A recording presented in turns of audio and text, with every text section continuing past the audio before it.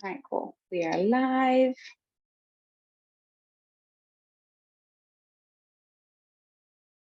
Perfect. Let me get everything all set up here.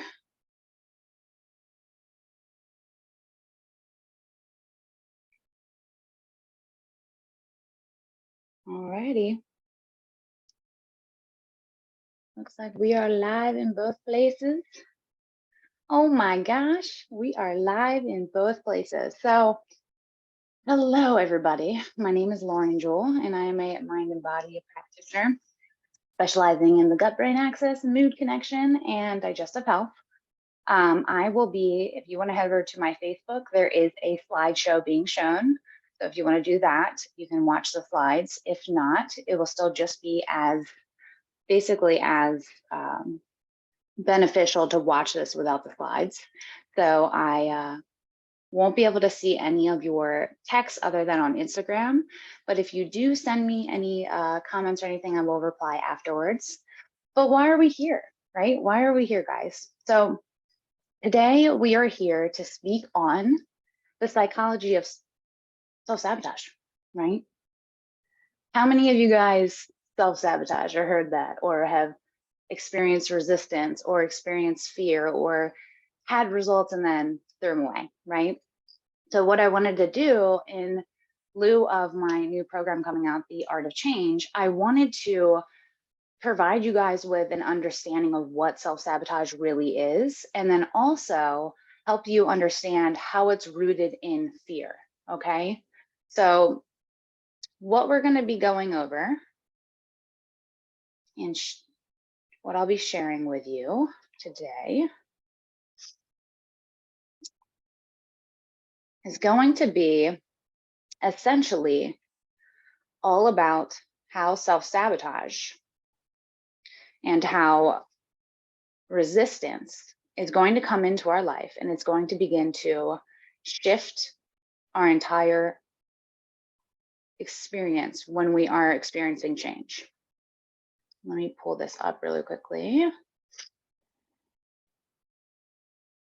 Go. All right, let me get the screen all set up on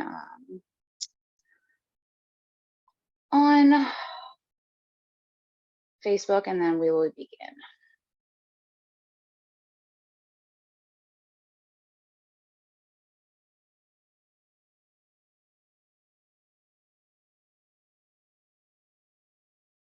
All right, so the psychology of self-sabotage.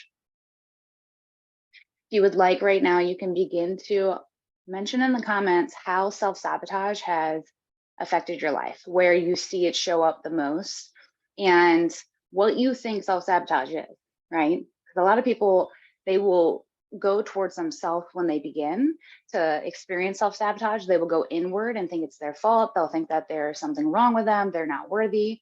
And in truth, self-sabotage is a really complex pattern, right? It's a complex pattern where an individual acts against their own best interests, and it prevents them from really reaching their goals.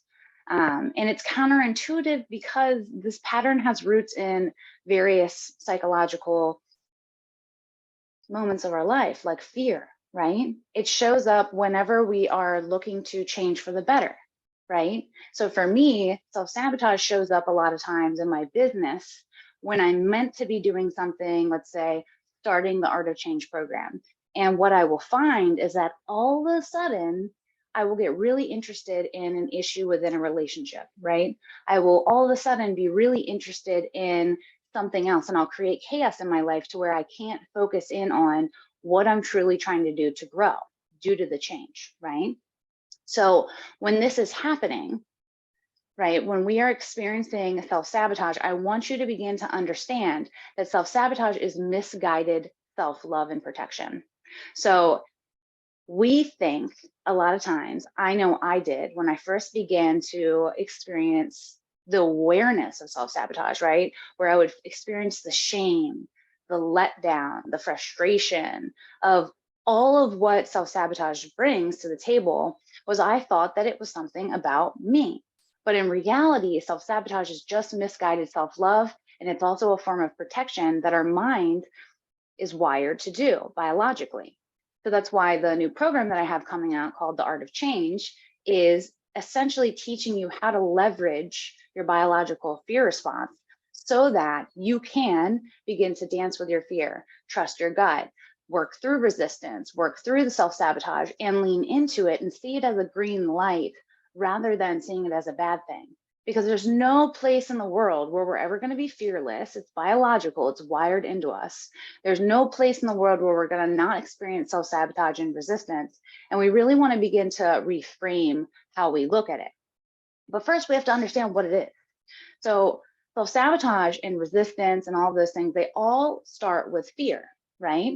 So fear is going to allow you to, it's going to stall you from doing the things that you truly want, right? So fear is the underpinning of why every single human currently does not have what they want to have.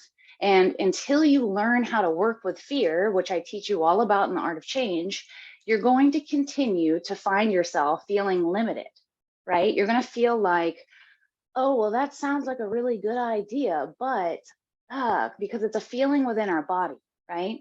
So within The Art of Change, what I'm going to be teaching you about is the difference between fear and danger, right? There's two different things. There's the difference between walking down an alley and fear of growth, but no one's died from growing, right? No one's died from change in that sense.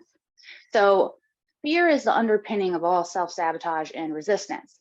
So anything that is perceived as a threat, resistance will accelerate that and morph it into behaviors that usually undermine our objectives, and then that shows up as self-sabotage. So the unfortunate irony here is that while these mechanisms are designed to protect us, they also show up as things like being perceived as a threat, embarrassment, overwork, or vulnerability. They often keep us from growth, fulfillment, and achieving what we generally desire. That's why a lot of people see it as a negative thing, not understanding that it is really just self-protection and self-love. So why am I even talking about this if I'm a mind and body practitioner? Why am I talking about this if I am working with nutrition, right? Well, one of the reasons why 85% of all nutrition programs fail, whether they're clinically tested or not, is because they're not factoring in mindset, right? So when you start anything new, think about it. You start anything new, you may be motivated. You may be like, this is it. It's clinically tested. I know it's going to work. I'm so excited. I'm so motivated. Let's go, right? Like when you decide to do something with nutrition, you're like, all right, fuck it, let's go, right? Why is it that so many of us start something and stop? This is one of the biggest questions I get. So many people, I just did a live earlier this week and they were like, I asked people, I said, what would you like to know? Marketing purpose, what would help you understand why purchasing The Art of Change would be a good idea, right? And the questions that I got would be like, well, why? Why do I self-sabotage? How do I stop it? And I was like, well, those are things that you're going to be learning within the program. I can't just like give it all away in the marketing. But in truth, the root of it all is fear, right? It's not factoring in mindset and understanding the nature of change. So let's talk a little bit right now about New Year's resolutions, because a lot of people have done them before, right? That's something that you can relate to. So every single year on New Year's Eve, we all do New Year's resolutions, right? This is across all cultures, and it gives us a chance to make changes and improvements in our lives. However, maintaining the commitment and motivation to achieve these resolutions can be challenging. And I wanted to share with you guys before I get into self-sabotage, resistance, and fear, and what it truly is and how it shows up subconsciously, how it shows up in our life, and why the root of it is fear and what the ways that that plays out in your life is statistically,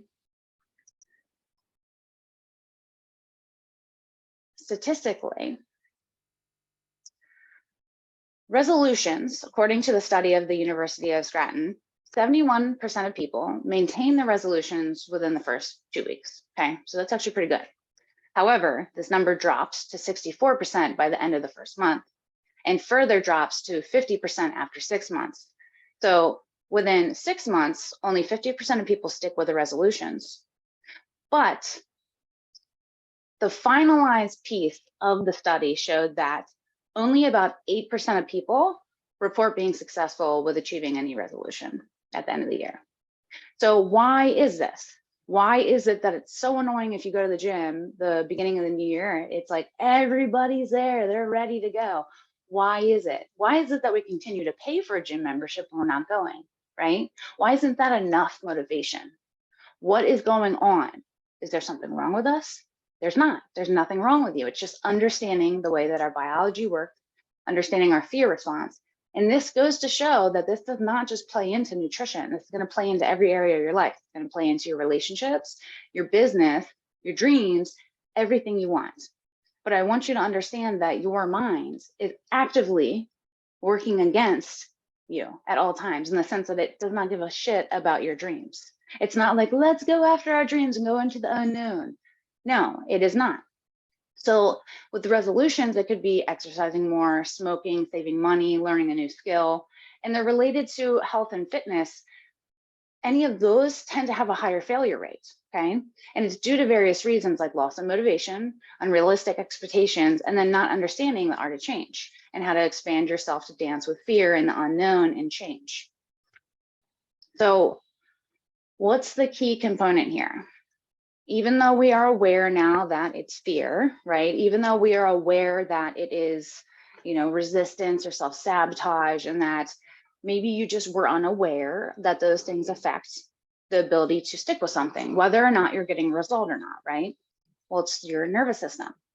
So this is why I include mind and body, because with our nervous system, it plays a vital role in how we process our fear and how we engage in self-sabotaging behaviors. So one of the key things here is understanding and even knowing what your nervous system does. And I don't think a lot of people really get it. So the nervous system is the home of our fight, flight, and freeze response, right?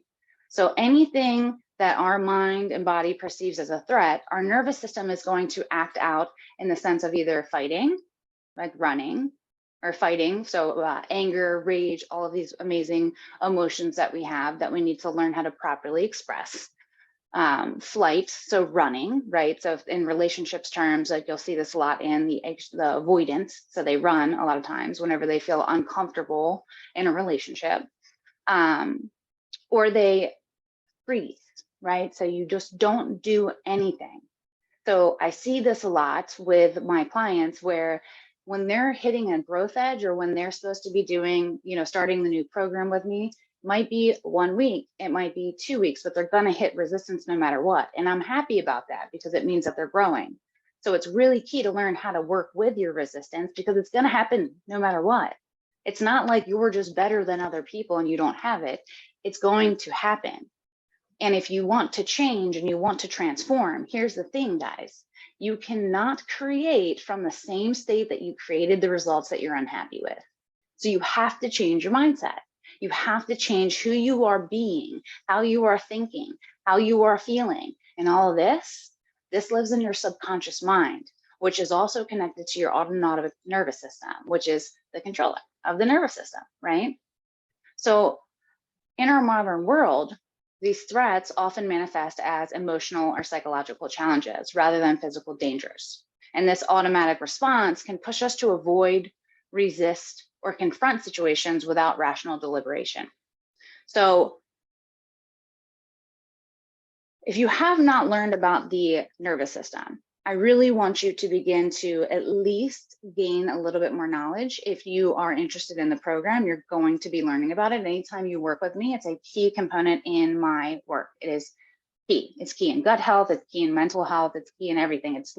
It's literally the underpinning of almost all disease. It's a dysregulated nervous system. Now, why is it important here when we're changing? So our nervous system has to do with our equilibrium. So it is where a comfort zone lives, it's where a homeostasis lives, and then our zone of familiarity. So if you think about a comfort zone, everybody's heard that word, so I'm going to say zone of familiarity instead. When you are, think of a circle, right? So you have a circle and you're right in the middle. When you step outside of that line of that circle, you're outside of your comfort zone, right? Your zone of familiarity. And any deviation from the norm, like seeking a change or a goal or picking up a new habit, a new job, a new relationship, a new diet. Doesn't matter if it's good for you or not. It can be perceived as a threat. So it activates our natural defenses, which activates our nervous system. Okay, does this make sense?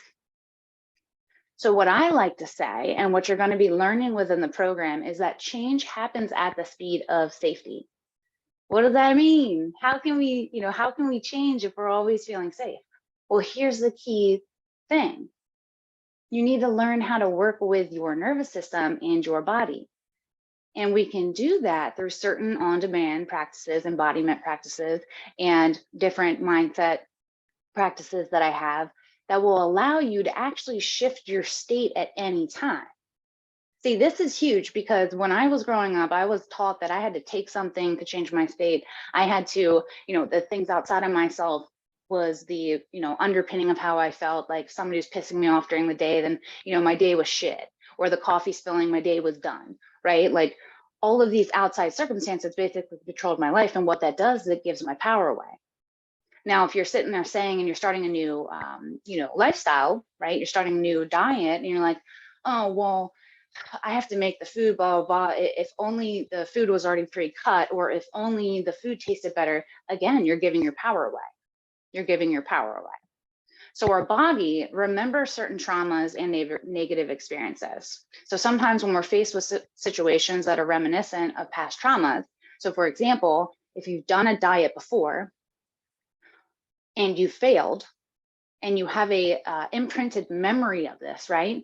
So if you have a belief from a failed diet before, or a failed try at whatever it is, say you got a job and you lost the job or you didn't get the job because they said that you weren't qualified enough. So you made meaning to this, right? So you convinced yourself to protect yourself, and you told yourself that what this obviously means is that you're not worthy of it. So anytime, your body's going to remember this unless you work through it and process it and learn how to work with your emotions and your body's going to remember this trauma and any of those negative experiences. So if you want to think of a disco ball, right? Let's say inside of you, I have a disco ball and I smashed it and it's just shattered everywhere inside of you.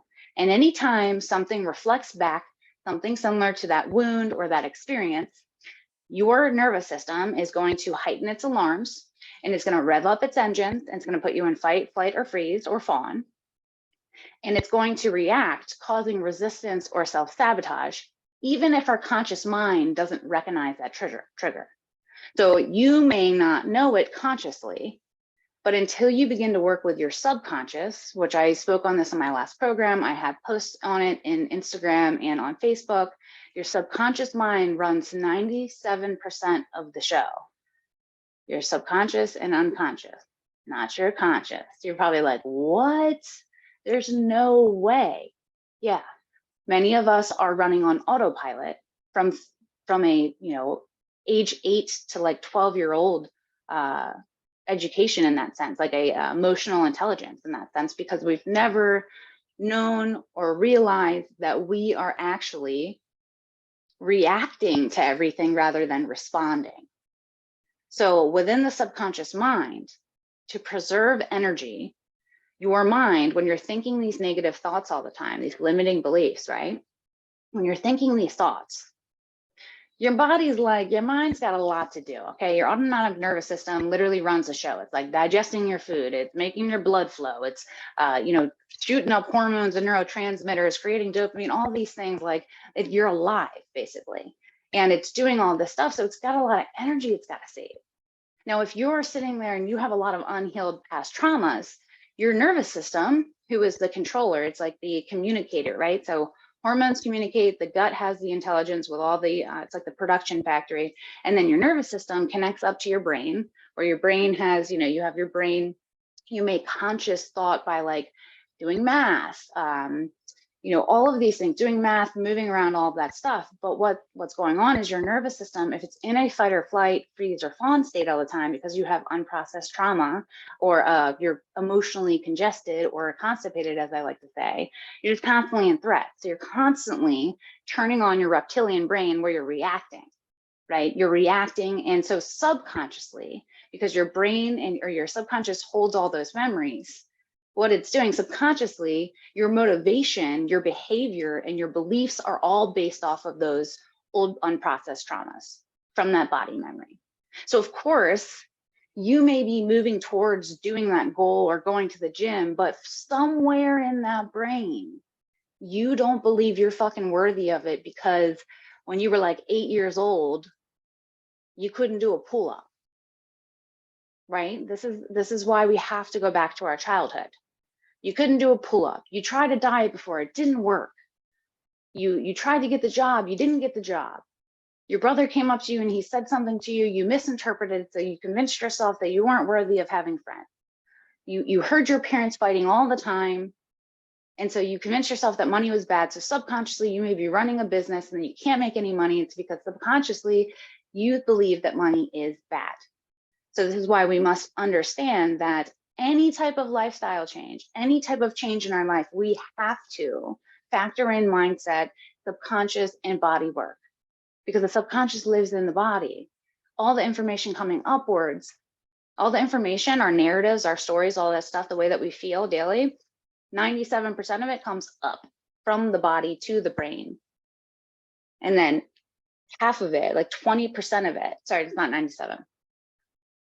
80% comes up from the body, the information, and then 20% of it comes down from the mind down to the. So it doesn't matter how you feel or how you're consciously thinking. You could be like, I'm gonna have a great day, I'm gonna have a great day.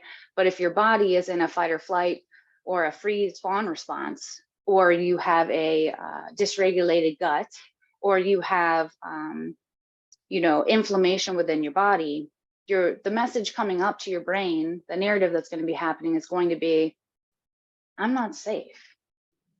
I'm not safe. And so you're going to feel anxious and you're going to feel depressed and you're not going to want to do anything. And all of a sudden, you're not that motivated anymore. So constant stress or fear can overtax our nervous system, leading to feelings of overwhelm. So in this state, self-sabotaging behaviors might feel like the only escape. Because what we know as our comfort zone and familiar, it may not be good, but it's familiar and it's on autopilot. And so our brain doesn't have to do as much work. So of course it's going to convince you like, no, we don't need to change our life. We just need to stay the same and we need to stay alive, right? Does this make sense?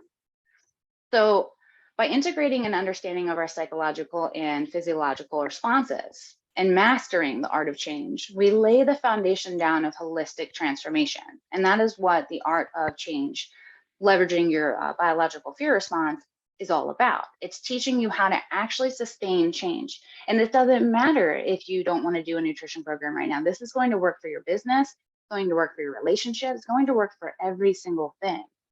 So understanding all of these things and mastering the art of change, we can lay the foundation for holistic transformation. This transformation not only helps us achieve external goals, but it also fosters our internal growth, our resilience, and our genuine fulfillment. So self-sabotage, resistance, and fear are all interconnected. So it's a phenomenon that can work together to keep somebody from achieving their goals or realizing their full potential. And so here's the breakdown of how this all plays out. And again, if you're watching on Instagram and you want to watch the slides, head over to Facebook. I'm live on Facebook. So fear. How does fear show up? How does it all play together? So at the core of resistance and self-sabotage is often fear. It's fundamental. It's a primal emotion that serves to protect us, that it perceives threats, right? So it's meant to be there. Like fear is biological. It's not meant to go anywhere. Nike keeps telling us to just do it. And a lot of us are, but then we're ending up self-sabotaging and resistance. And then we create these beliefs about ourselves, right? So this includes not just physical threats, but emotional and psychological threats too. So other ways that fear shows up in our life is fear of failure, fear of success, fear of judgment, fear of change, fear of vulnerability, and then fear of the unknown.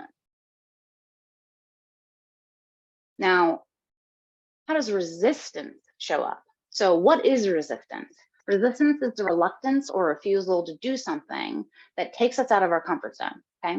So it's internal pushback against change or challenge. And the way that I teach about it, and when I give you all these really juicy, amazing, easy on-demand practices, you learn that it's a green light. You learn that you are changing. It's a celebration. It's a moment of being like, hell yes, I want to walk towards the discomfort.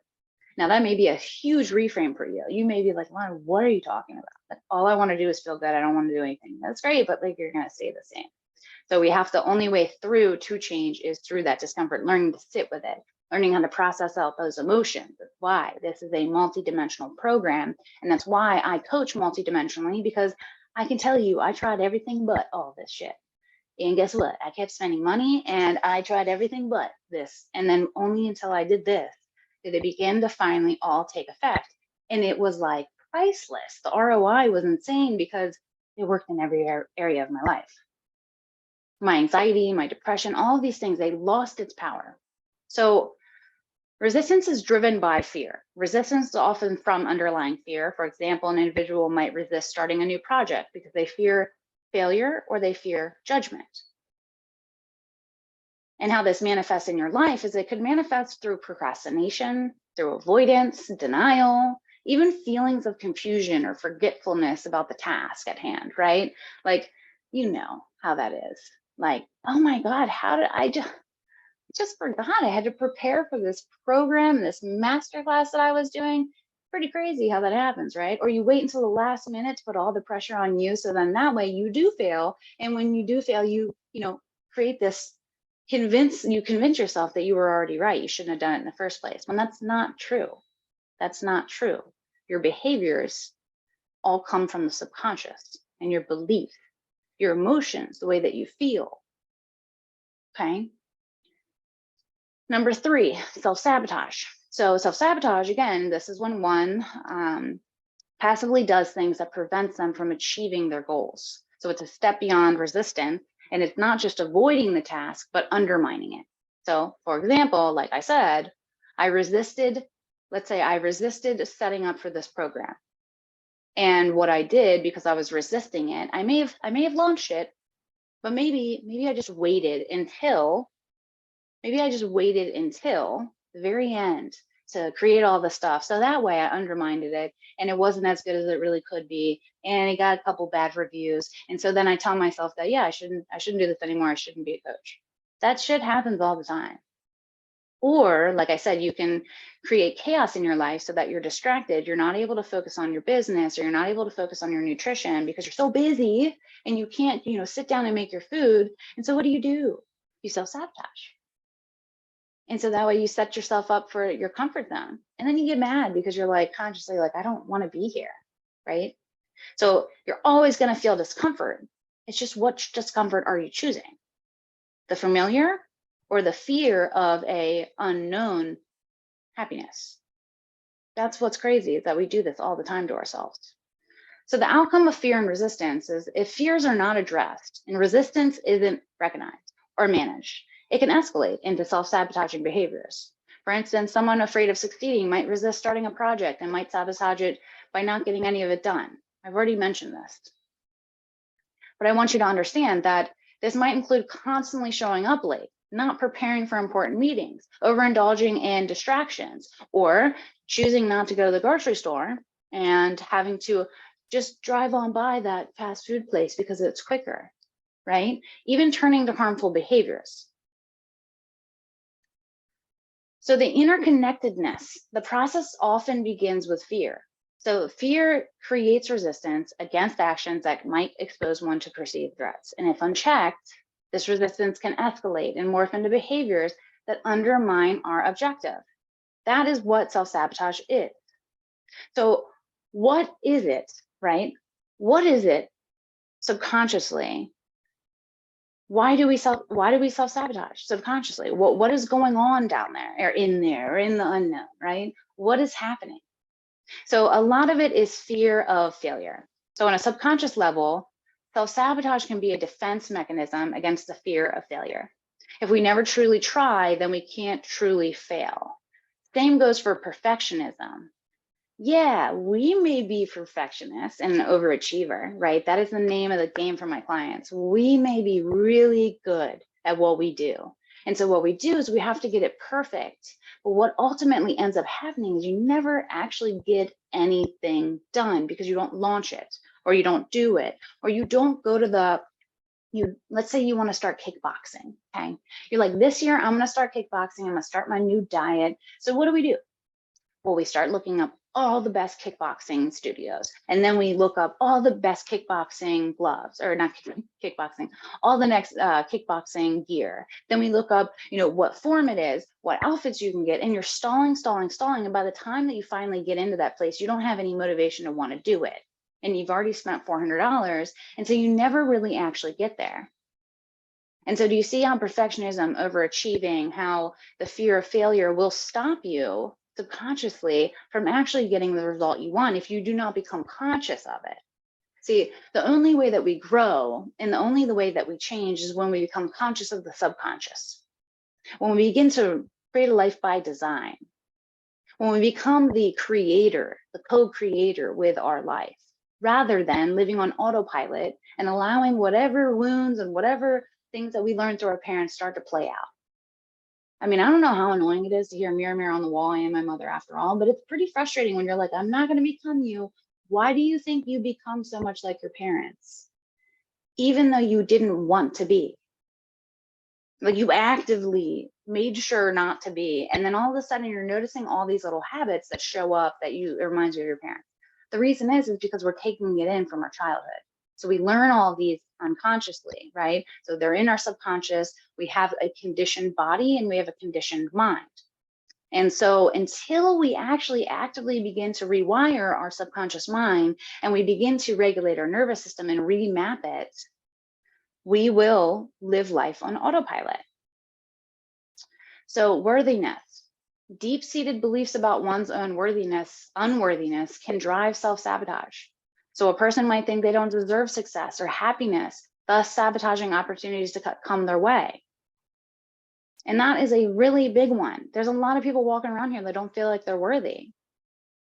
So sabotaging oneself can be a way of maintaining control. So where are all my control freaks at?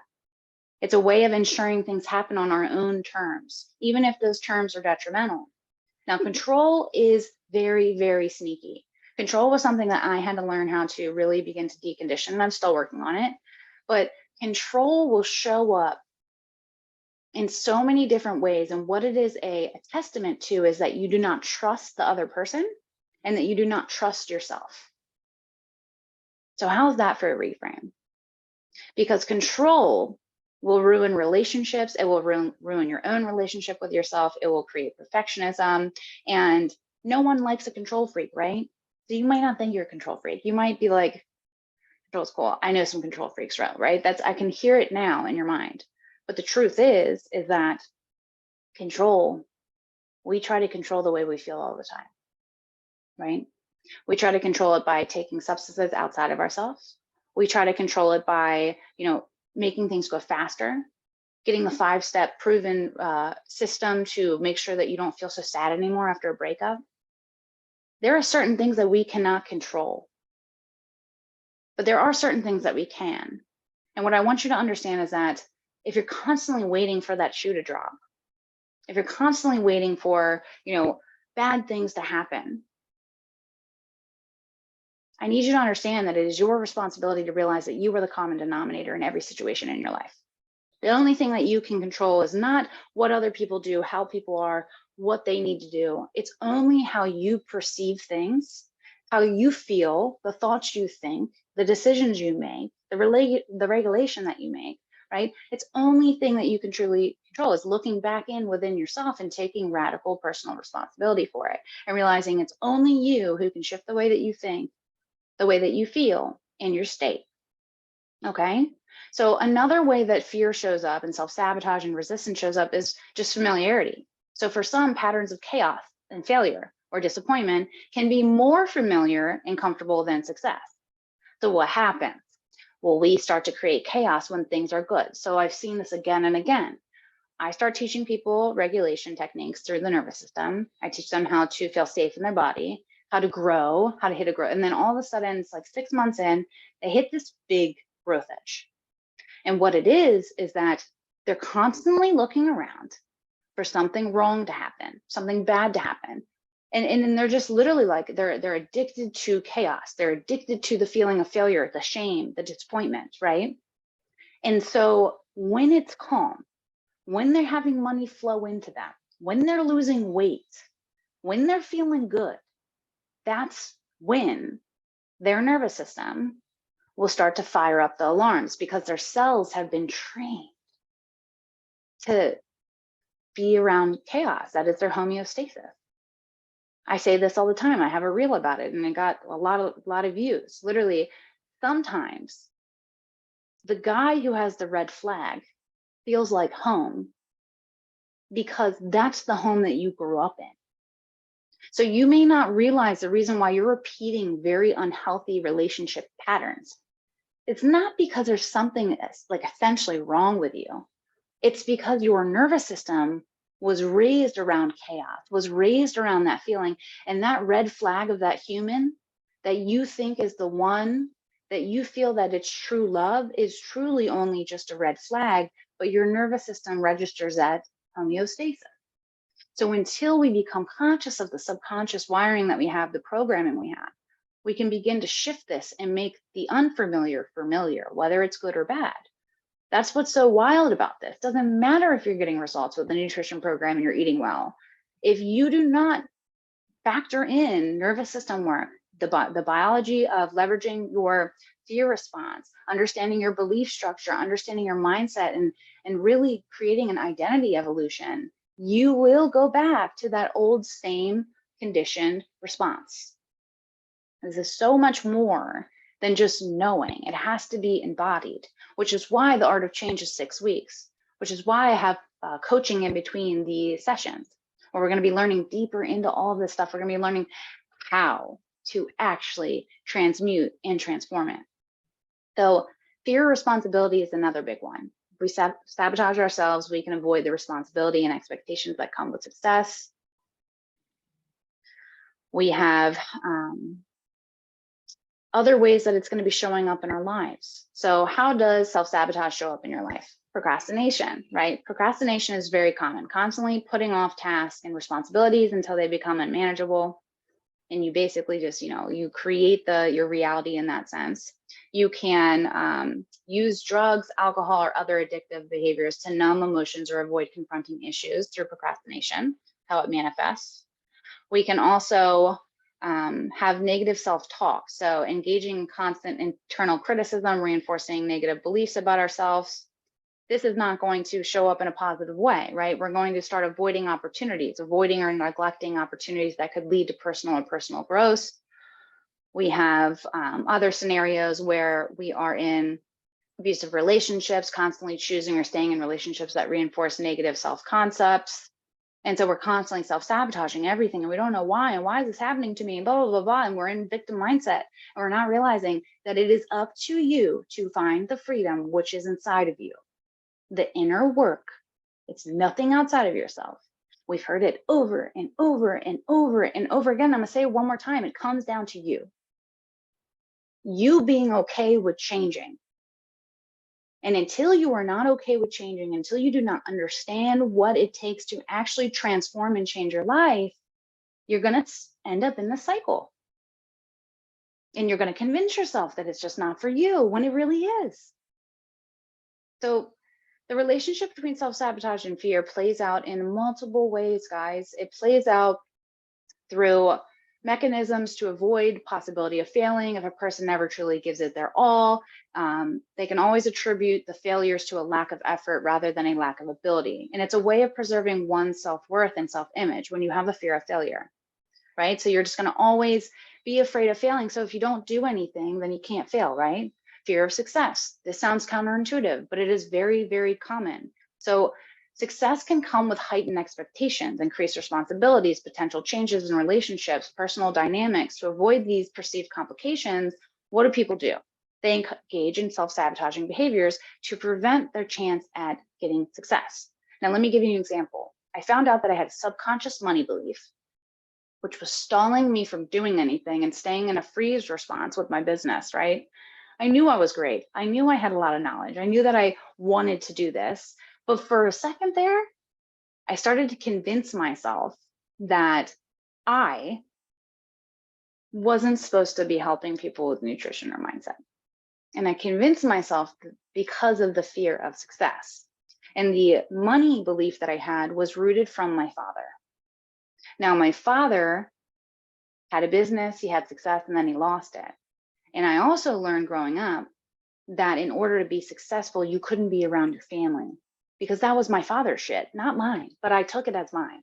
So because he was never there and my mom was always unhappy and I was the one sitting with my mom with her unhappiness, I took that as is that having a lot of money means that you have to choose between family or success. So what the fuck do you think I did? I didn't do anything with my business for a while. And I convinced myself that I wasn't meant to do this, even though consciously it is all I wanted, right? So it's really deep, and it's so interesting to me because it's the type of work that I do with my clients, and I take them on inner child healing techniques, freedom techniques and journeys and all of these things. And I help pull that lever for them to really transform their life and see these little tiny things that, because we can't see them, we don't think much of it. But this inner work, this is bigger than the nutritional work. Because if you're constantly inside of yourself and you're talking shit about yourself and you're negative and you don't believe it's going to work, you're in a stress response. And when you're in a stress response and you're in fight or flight, it shuts down your digestion. And it also heightens your cortisol, which makes you gain weight. So a lot of times, until my clients get this stuff, until my clients understand the art of change, they understand how to make it safe, they create a bigger zone of familiarity and they expand their window of tolerance. They actually just lose weight from that simple fact. They actually get results and they begin to heal from that simple fact because they learn how to make it safe in their body. And what happens when we make it safe? Well, scientifically, what we're doing is we're turning on our parasympathetic nervous system, which is the rest and digest and the healing nervous system. Okay, so only when we're in that state does our body heal. It starts to take out the trash. It's when we sleep. It starts to create new growth hormone. It does all of these things. It repairs your cuts. You lose weight, right? When you lose weight, yes, we sweat it out. Yes, we pee it out, or fat actually. Yes, we pee it out. Yes, we sweat it out. But do you want to know where 85% of it comes from? This is wild. It comes from us being in a deep sleep, and we breathe it out. So it turns the fat into CO2 and then you literally breathe it out. So I always jokingly say, what if I had a diet that was just like, let's sleep and breathe, guys. Let's sleep and breathe. And I jokingly say that, but I already do that with my clients. So you want to learn how to make it safe no matter what. And having the agency to do so it gives you your life back, and change doesn't feel so scary. And you start to understand that success it's going to happen anyway. It's however you perceive success. It's how you define success. The way that I define success is not the same as you, right? So fear of change, come on, we already know this. It's what this whole program is about. So achieving certain goals can significantly change a person's life, right? And change, even when it's positive, can be scary. We're wired to prefer the familiar because it feels safer. So to avoid facing the unknown, one might sabotage their own progress to maintain the status quo, which means past, if nobody knows that. Fear of vulnerability. So because we live in a society that has taught us that emotions are bad, if we experience change in all of these endeavors, especially personal ones, it reaps vulnerability. You have to be vulnerable, right? It might threaten you to open up to others, ask for help, confronting past traumas, to shield oneself from potential emotional pain, rejection, or a person might engage in self-sabotaging behavior to protect them. So a lot of times I get people reach out to me, they get on a call, they're like, you just changed my life on this connection call. You did this, you were amazing. I don't know what it is about you. I'm just attracted to the work that you do. And then when they get off that call, what happens is their fear response is like, oh, fuck no. Their nervous system is literally like, whoa, Lauren, we cannot be around that girl because she's going to bring change into your life. She's going to transform your life, right? And so that's why you'll find yourself super motivated. You're ready to go. You're like, yes, I can't believe it. I know that Lauren's work is good. I know that this is going to change my life. I know that I need this. And then all of a sudden you let your mind come in and your mind starts tricking off all these different negative mindsets and different thoughts. And what happens? You convince yourself that it's not safe to deal with your emotions. You don't remember them anyway, right? You don't remember your childhood, so you know it's not safe. It's a threat. So you see how this can be showing up in your life. Do you see how this can literally be showing up in your life again and again, stopping you from this block, right? Which the block is literally you taking a big old block and putting it in front of you and being like, I have a block. Look at the block, guys. You see this block? I got a block. When it's only you who can move the block at any time. It's not even a real block. It's invisible. It's just psychological. You've convinced yourself that you have these labels and limits.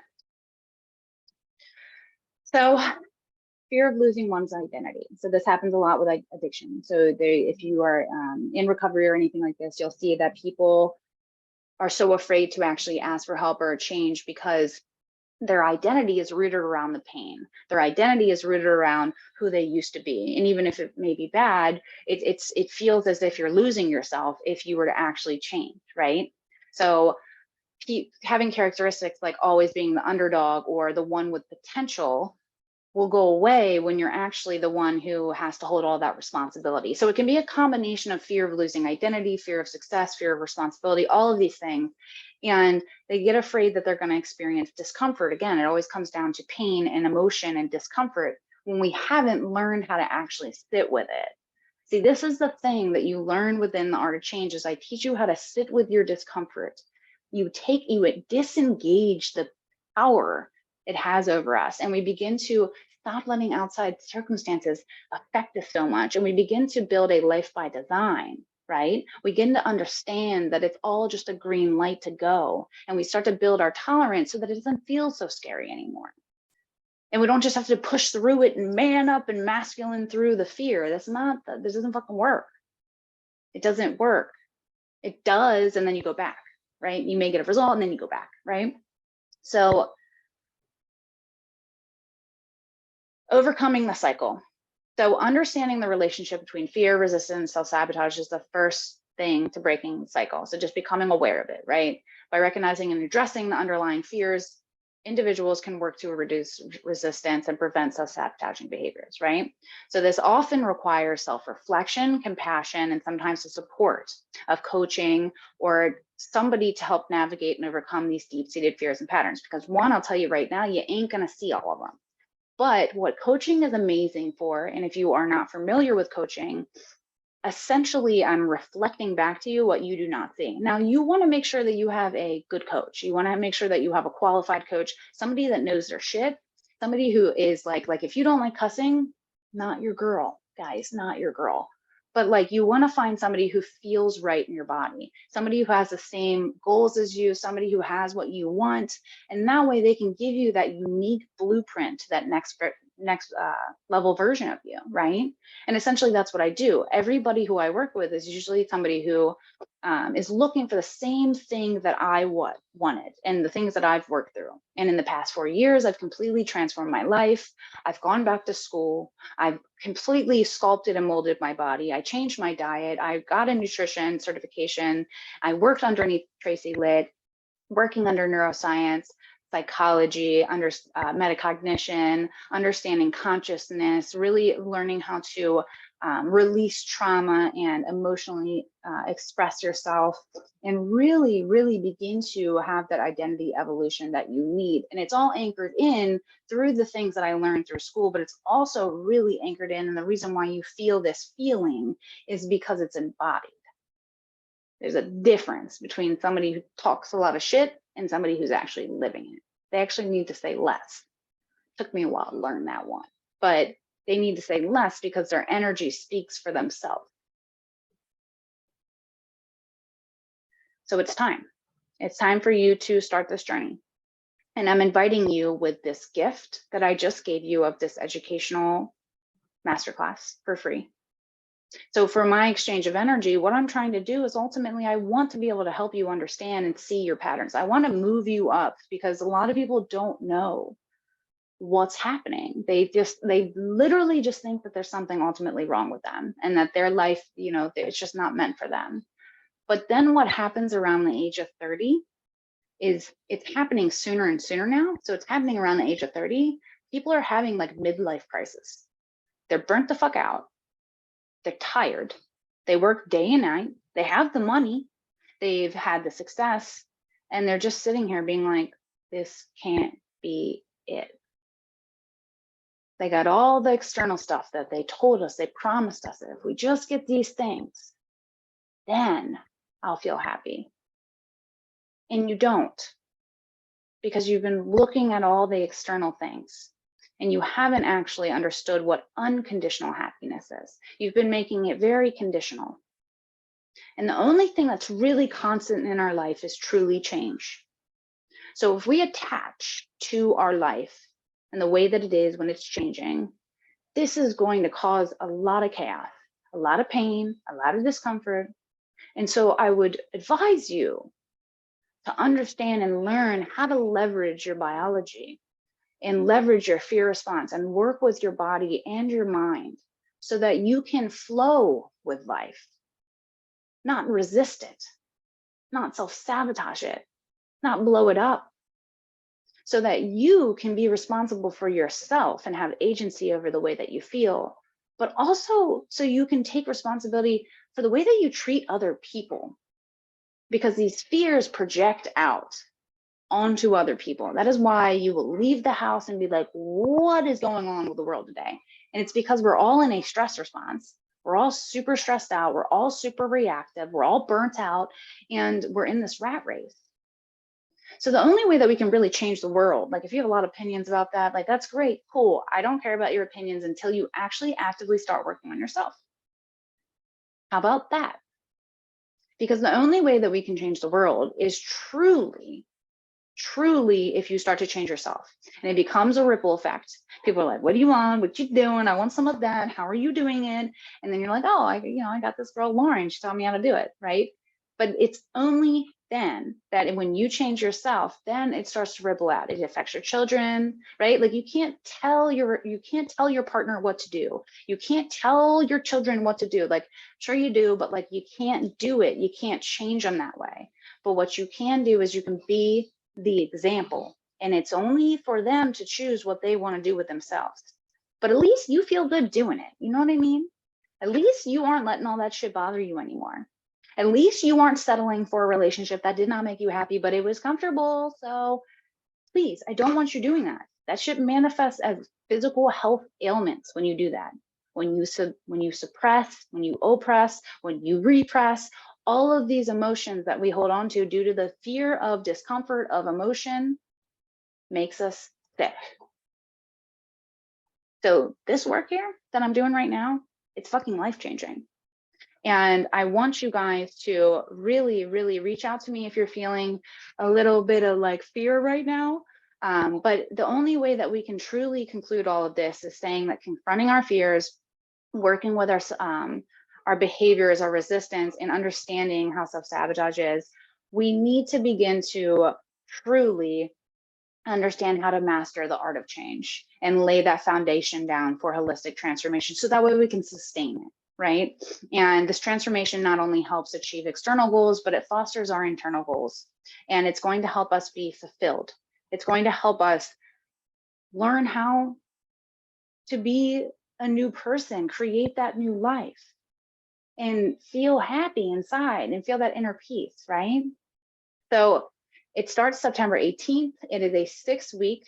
It's actually going to be 7-week now because I'm going to add on a bonus coaching call, whatever. But it's a 6-week program, okay?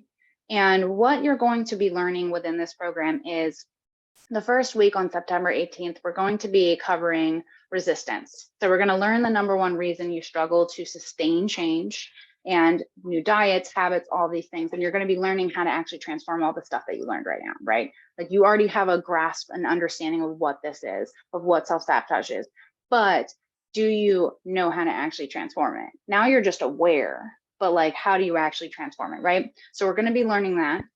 Then on October 2nd, we're going to be doing life by design. So you can't change if you don't know where you're going. I'm just saying, right? Like we do that a lot. We're just like, we compare ourselves, we start in a fear state, We start in a fear state by comparing ourselves the way that we look. We don't like the way that we look. So then we feel like we have to do a diet, and then we have to do this because society says we have to look a certain way. And then we start, and it's really, really kind of obvious now why we self-sabotage and resist it so quickly, because it was never really rooted in a motivation that was authentic. So what do you want? Who do you want to be? How do you want to feel? Right? Who are you looking to become? We cannot set a GPS. We can't just go to the new place and not set the GPS. So we're going to be setting the GPS. We're going to be getting clear on the emotions, the thoughts, the beliefs of the person, the woman, of the man you're becoming. And we're going to be getting clear so that way you have an anchored North Star to where you're going. Because she gets a little rocky, I'm not going to lie. We have emotional addictions. There's going to be some emotional things that we're moving through. It's going to feel like you're not making progress. It's just the same thing as like when you're at the gym working out, right? It doesn't make you feel like you're having any progress. And then all of a sudden you are seeing results, right? So then on October 16th, we're going to be going over labels and limits. So what stories are you telling yourself? What narratives and labels and limitations do you place on yourself due to childhood, due to experiences that you had that you are emotionally compressed and constipated from? And what are you embodying that it's actively stopping you from becoming the person that you want to become? So where are you placing your focus and attention? What are you focusing on? Are you focusing on how hard it is to live, how busy it is, how, all of these things? I'm going to be teaching you about quantum physics and quantum law and how that plays into our thoughts and our emotions, our frequency and our vibration, and how this truly is a scientific proven thing. It's not just spirituality, like actually scientifically proven. And I actually was the person who dismissed all of that shit when I heard about it in spirituality and made sure to prove it through science, because I too did not believe it. And then I did when I was like, oh, it's science. And then I experienced it myself. So the last one is going to be a 2-week thing. So it's called Fear's Got Nothing on You. I'm going to be doing it in a 2-week period, October 23rd and October 30th. And in between these calls, you're going to be having coaching calls. So deepening, where you can ask any questions, anything like that, work through some of the stuff. Like if you need to be coached or be held or need help releasing something or identifying all of this, because you're going to have a workbook to work through and questions to answer to really help you start to transform and become this person that you want to become, whatever it is that you want to change. That's what we're going to be doing. So Fear's Got Nothing on You. You're going to be learning the difference between fear and danger. Redefine your relationship to fear, like redefine it. So redefine your relationship to fear, to self-sabotage, and you're going to learn 6 different ways that you can begin to dance with fear and really see how fear is going to be with you for the rest of your life. But it's learning how to befriend it, learning how to disengage that power that it has and see it as that green light towards that next level version of you, right? To see it as growth, to see it as like, it, once you shift, you reframe fear, when you can find value in the discomfort, you cannot mess with that person. You do not mess with somebody who finds value in discomfort, because it doesn't matter. They know something good, some lesson. It's just a lighter feeling, guys. You have to understand this. It's really perspective, this whole life thing. But there's a lot of deconditioning and deprogramming. So 6 steps. What's holding you back? Create a vision, identify your labels and limits, choose a new narrative and story, figure out why we self-sabotage, like you personally. Why do you? What are these ways that it shows up? Identify those flavors, right? Those fear flavors, because that's how we know self-sabotage is coming when you have fear, self-doubt, all that shit, addiction, is all rooted in this stuff. I'm probably going to be teaching this program at an addiction specialty place too. Same with yoga studios. Like it's universal. So then you're gonna learn how to dance with your fear and you're gonna become the best bitch in the world, right? So if you have any questions, please contact me. The early bird price for this program is extremely low because it's the first time I'm running this as a group. I've done this with my clients plenty of times, but as a group. So the early bird price ends Friday. So it ends in 2 days. It's $777. Okay, and there's payment plans to do that if you need the payment plan. Totally understand. If you feel resistance for the price because you've never invested money in yourself, please reach out to me. And please also make it safe.